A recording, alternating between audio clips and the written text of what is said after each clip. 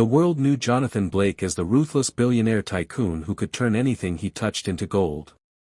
News channels tracked his every move, magazines speculated on his love life, and his business acumen was the stuff of modern legend. But that morning, he was just a man on the verge of collapse. He had been on a flight over the Appalachian region, returning from a secretive real estate inspection, when his chest clenched with pain. Not the sharp stab of anxiety or the shallow breath of stress, this was different. Serious. His team panicked. The pilot was forced to make an emergency landing at a regional airport just miles from a speck of a town in rural Virginia.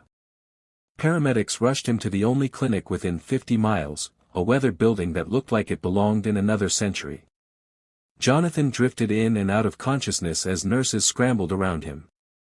The clinic had no state-of-the-art equipment, no private suites, no army of specialists. Just 4 rooms, 2 doctors, and 3 nurses. But it was enough to keep him breathing. When he finally opened his eyes, the first face he saw wasn't familiar. No gasps of recognition. No cameras. Just a calm, steady presence leaning over him, checking his vitals. "You're awake," she said with a small, tired smile. "Took you long enough. How do you feel?" Jonathan blinked. Her name tag read Lena. She couldn't have been more than 30. Freckles across her nose, eyes as steady as the Appalachian hills outside. There was no flicker of recognition in her expression. No awe. No fear. Just kindness. "Like I got run over by a freight train," he rasped. She chuckled. "Sounds about right for a mild heart attack. You're lucky we caught it in time." "Well, mostly lucky that we had just enough morphine and a working defibrillator." Jonathan tried to sit up, but she gently pushed him back. "No heroics, okay? You're not in one of those city hospitals you're used to. We work miracles here, but on a tight budget." He frowned, puzzled. "You don't know who I am, do you?" She tilted her head. "Should I?" He let out a weak laugh.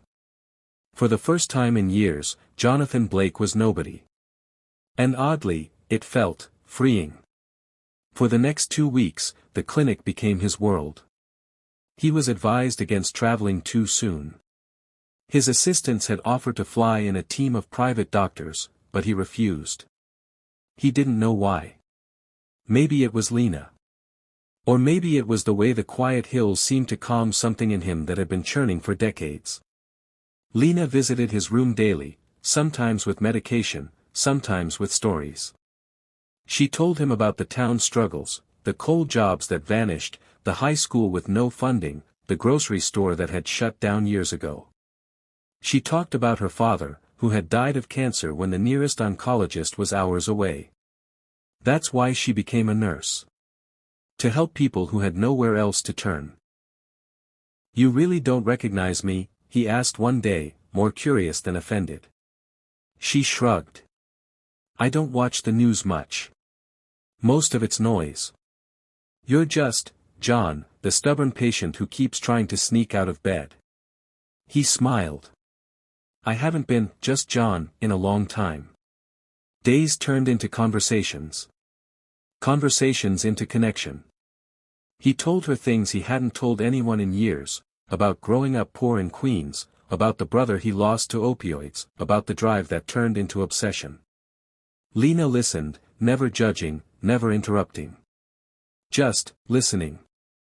One morning, she brought him a homemade biscuit with honey. "From my mom's recipe," she said shyly. He took a bite. "This is better than anything I've ever had in New York." "You're easy to impress when your usual diet is hospital jello," she teased. But behind the jokes, something was growing, unspoken but powerful. He found himself wanting to see her smile. He noticed how her hair curled slightly when damp, how her laugh always ended with a little sigh.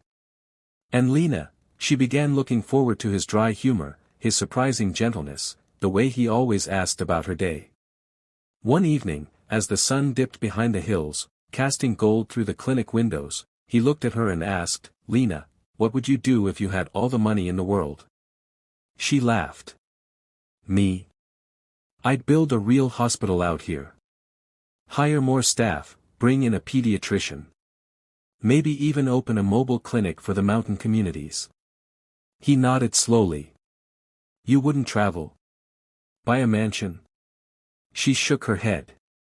"I'm needed here. My people are here."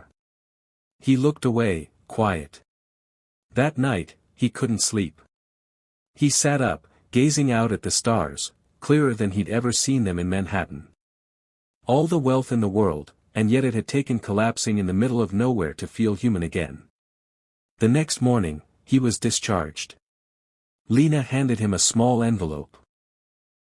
Inside was a note, "Thank you for reminding me that people can surprise you." No name. No phone number. Just that. He left in a black SUV, heading back to a life of glass towers and billion-dollar meetings. But his heart wasn't in it. The penthouse felt cold. The boardrooms, suffocating. 2 months passed. His company's stock soared. A new merger made headlines.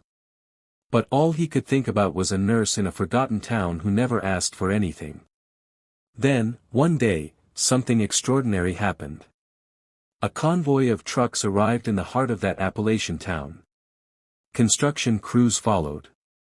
Surveyors. Medical architects. Confused locals gathered as signs were posted.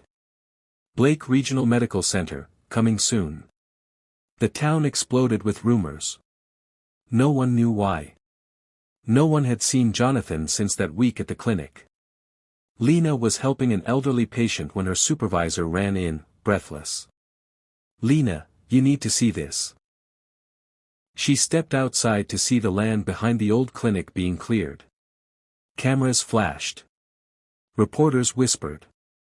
Then a sleek black car pulled up. And out stepped Jonathan Blake. He walked straight to Lena, who stood frozen on the steps. He stopped in front of her, suddenly unsure. "You didn't leave a number," he said. "But I had to come back." She stared at him, stunned. "What is all this? You said you'd build a hospital if you had all the money in the world." "I do." "So I did." She blinked, overwhelmed. "Why?" He stepped closer. "Because for once, I don't want to just build something. I want to belong somewhere. And I think, that somewhere might be with you." The crowd faded. Time seemed to pause. Lena smiled, tears in her eyes. "You're still the stubborn patient who tries to escape." He laughed. "And you're still the only person who sees me." They stood together as the sun rose over the hills, the foundation of something new being laid. Not just for a hospital, but for a life neither of them saw coming. From that day on, the clinic transformed into a state-of-the-art facility. Children who used to travel hours for care were treated close to home. Jobs returned. Hope returned. And at the center of it all were Lena and Jonathan, proof that sometimes, the most powerful change begins with a collapse. And in a world obsessed with status and wealth, it was a simple act of kindness, a nurse who didn't care about a man's fame, and a man who remembered how to care, that healed more than just a heart.